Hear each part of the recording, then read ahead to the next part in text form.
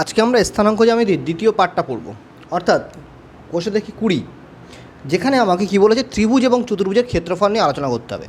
অর্থাৎ কোনো একটা ত্রিভুজের যদি তিনটে বিন্দুর স্থানাঙ্ক জানা থাকে, তাহলে তিনটে শীর্ষবিন্দুর স্থানাঙ্ক জানা থাকে, তাহলে সেই স্থানাঙ্কগুলির সাহায্যে আমরা ওই ত্রিভুজটির ক্ষেত্রফল নির্ণয় করতে পারি। তার বিভিন্ন ধরনের সূত্র আছে, দুটোভাবে সূত্রটা প্রতিষ্ঠা করা যায়। আমরা একটাভাবে দেখিয়ে দিচ্ছি, যেভাবে তোমরা ঠিক বজ্রগুণ পদ্ধতিতে সমাধান করেছিলে ঠিক অনেকটাই একই রকমভাবেই আমরা করব। যেমন আমি প্রথমে একটা ছক করে নিচ্ছি, যা ওখানে যেমন ছক করতাম, ছকটা কেমন করছি, x1 থেকে শুরু করলাম, x2 x3 তিনটে আছে x, প্রথমটা লাস্টটা সবসময় এক হবে। একই রকমভাবে তার নিচে ওয়াইগুলো নিচ্ছি, y1 y2 y3 y1। এবার সেই কোনাকুনি গুণটা করতে হবে, ক্রস মাল্টিপ্লিকেশানগুলো, একটা এদিক কোণা গুণ করতে হবে, একটা এদিক কোণা গুণ করতে হবে। এবার গুণগুলো করে ফেলি। অতএব ক্ষেত্রফল সমান ত্রিভুজের ক্ষেত্রফল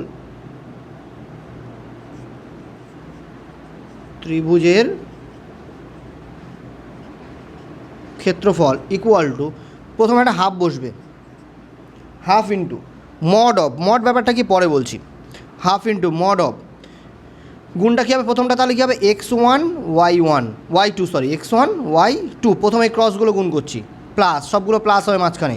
তারপর কী আছে পরের ক্রসটা কি x2 y3 প্লাস, তারপরটা কী হবে x3 y1 হয়ে গেল। এক্সগুলো এই ক্রস হয়ে গেল, তারপর মাইনাস চিহ্ন বসবে। আবার বাকি ক্রসগুলো কী আছে, এই দিকের ক্রসগুলো হয়ে গেছে, এদিকের ক্রসটা কী বাকি আছে, x2 y1 plus x3 y2 plus x1 y3 mod. এই ক্যালকুলেশনটা করে যেটা আসবে সেটাই হচ্ছে ত্রিভুজের ক্ষেত্রফল। আবার বলছি, প্রথমে কি করব আমরা, x1 x2 x3 আর x1 মানে চারটে হবে, তাও তিনটে তো আমার তিনটে x জানা আছে, সেগুলো বসাবো, তার নিচে y এর মানগুলো বসাবো, বসিয়ে কোনাকুনি গুণগুলো করব। এবং প্রথমে কী হবে half into mod of, mod মানে হচ্ছে গিয়ে ধরো এই ক্যালকুলেশনটা, এই মডের এই চিহ্নটাকে বলা হয় মড চিহ্ন। এর মধ্যে যদি -5 এসে ক্যালকুলেশন করে, সেটা যখন মডটা তুলে দেবো প্লাস হবে। অর্থাৎ মড মানেই হচ্ছে গিয়ে পজিটিভ ভ্যালু, যদি ওটা শুধু 5 থাকে তাহলেও 5 হবে, -5 থাকলেও 5 হবে, কারণ ক্ষেত্রফল কখনোই ঋণাত্মক হতে পারে না। যদি ভিতরে ক্যালকুলেশনের মানটা ঋণাত্মক আসে, আমরা যখন মডটা তুলে দেবো তখন সেটা পজিটিভ মান লিখব। এটাই হচ্ছে ত্রিভুজের ক্ষেত্রফলের সূত্র। এবার আমরা একটা উদাহরণ দিয়ে দেখি যে এবিসি ত্রিভুজটাতে তিনটে বিন্দুর স্থানাঙ্ক দেওয়া আছে, একটা কত 3,5, একটা হচ্ছে -4,4, একটা হচ্ছে 5,2। তাহলে সেক্ষেত্রে ক্ষেত্রফলটা কী হবে আমরা দেখি। তাহলে প্রথমে আমরা x1 কোনটা, আমার প্রথমটার x1 কত, প্রথমগুলো সব x1, তাহলে কত হবে 3, ছকটা তৈরি করি 3, তারপরে কত -4, তারপরে হচ্ছে 5, আর প্রথম আর লাস্টেরটা কী বলেছিলাম একই হবে। ওয়াইগুলো কত 5 4 2 আর 5, মনে রাখবে যেটা থেকে শুরু করবে সেটা থেকে গিয়ে শেষ হবে, ঠিক আছে। এবার ক্রসগুলো করে ফেলে, এই একটা ক্রস, এই একটা ক্রস, এই একটা ক্রস। অতএব ত্রিভুজ এবিসি এর ক্ষেত্রফল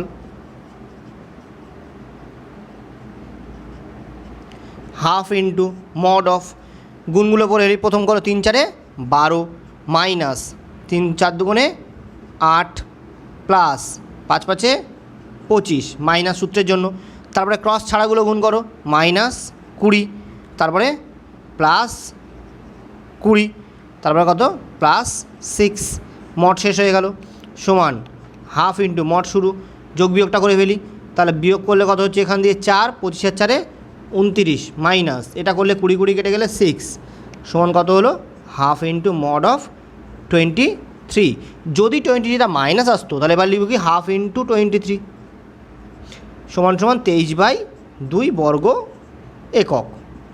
এবার যদি দেখো এই 23টা মাইনাস থাকতো, যদি কোনো কারণে ক্যালকুলেশন হয়, পরের লাইনে যখন মডটা তুলে দেবো তখন এই মাইনাস চিহ্নটা উঠে গিয়ে প্লাস চিহ্ন হবে। মডের কাজ হচ্ছে কি এইটুকুনি। এভাবে আমরা ত্রিভুজের ক্ষেত্রফল নির্ণয় করব।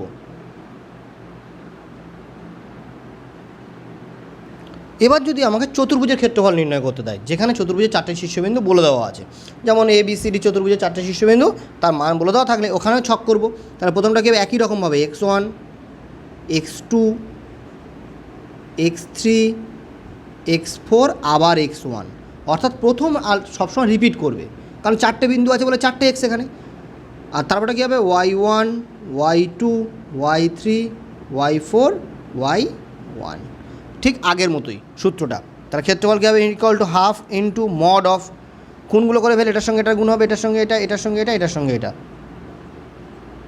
তাই তো গুণগুলো কী হবে x1 y2 plus x2 y3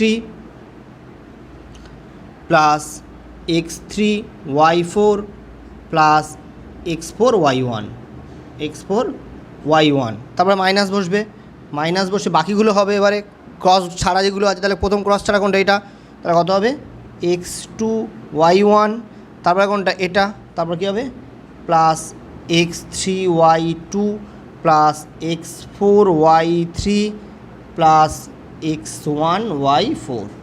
এই হচ্ছে কি ঠিক আগেরটার মতোই, একটা ক্রস দিয়ে গুণ হবে, একটা ক্রস ছাড়া গুণ হবে। এইভাবে তোমরা চতুর্ভুজের ক্ষেত্রফলের সূত্রগুলো তৈরি করে নেবে। এবার যদি একটা ত্রিভুজের তিনটে শীর্ষবিন্দুর স্থানাঙ্ক দেওয়া থাকে, সেখান থেকে তার ভারকেন্দ্রের স্থানাঙ্ক চায়, তারও একটা সূত্র আছে।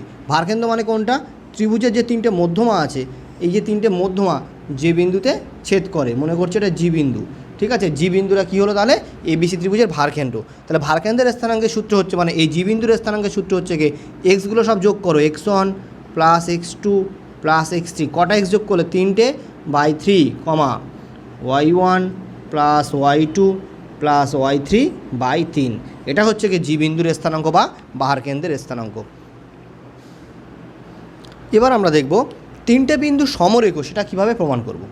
তিনটে বিন্দু সমরেখ প্রমাণ করতে গেলে, সমরেখ মানে কি, যে তিনটে বা তার বেশি সরলরেখা যদি একটা তিনটে বা তার বেশি বিন্দু যদি একটা সরলরেখার উপর অবস্থিত হয়, তাহলে এই এ বি আর সি তিনটে বিন্দু যদি একটা সরলরেখায় থাকে, তাহলে বলবো কি এই তিনটে বিন্দু পরস্পর সমরেখ, বা এই তিনটে বিন্দু দ্বারা উৎপন্ন সরলরেখা সমরেখ বিন্দু বা সমরেখ সরলরেখা।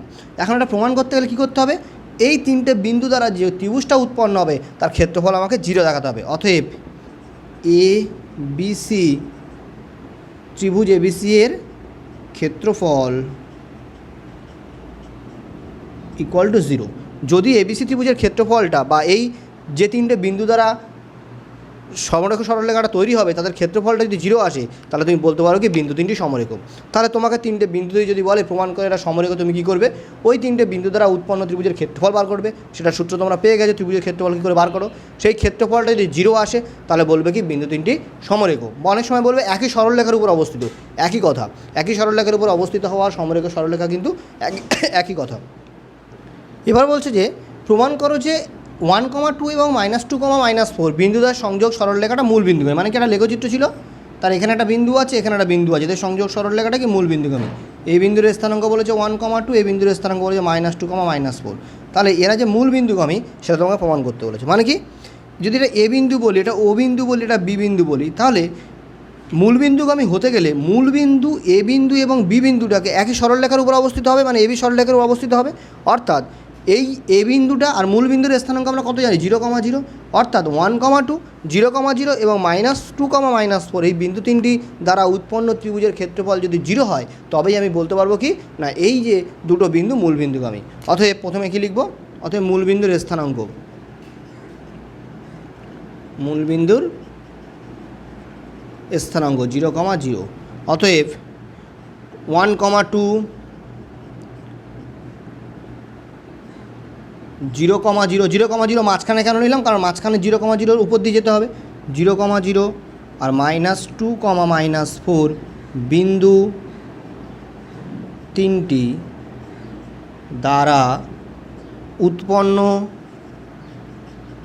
ত্রিভুজের ক্ষেত্রফল, ত্রিভুজের ক্ষেত্রফল সমান, আগে আমি লিখে ফেলি ছকটা, 1 0 -2 1, তারপর কত হবে 2 0 -4 2।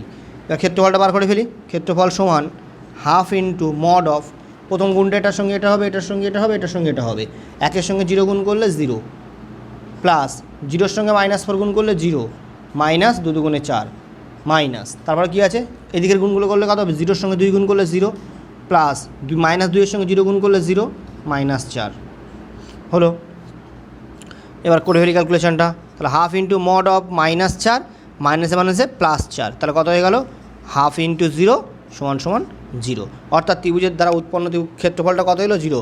অতএব 1,2 ও -2, -4 বিন্দু দ্বয়ের সংযোজক সরলরেখা মূলবিন্দুগামী। প্রমাণিত হয়ে গেল। তাহলে কেন মূলবিন্দুগামী? অর্থাৎ এই তিনটে বিন্দু দ্বারা উৎপন্ন ত্রিভুজের ক্ষেত্রফলটা শূন্য এসছে, তাই এরা সমরেখ বিন্দু, তাই মূল 0 হয়ে যাবে।